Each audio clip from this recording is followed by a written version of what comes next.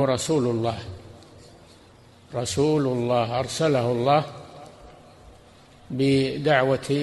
دعوة إلى عبادة الله وحده لا شريك له. أرسله رسولا إلى الناس كافة، إلى العالمين.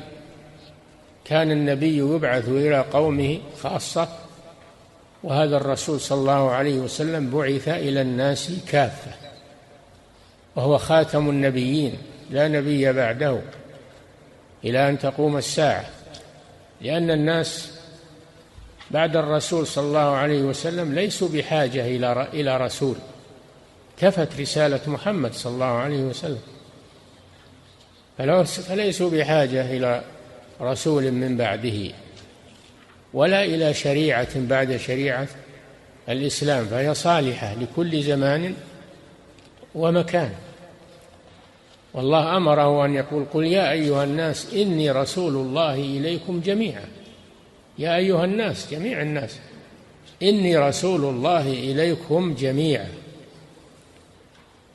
فهو مبعوث إلى الناس كافة، الجن والإنس والثقلين والعرب والعجم. لا يسع أحدا أن يخرج عن شريعة محمد صلى الله عليه وسلم، من خرج عنها فهو كافر. نعم.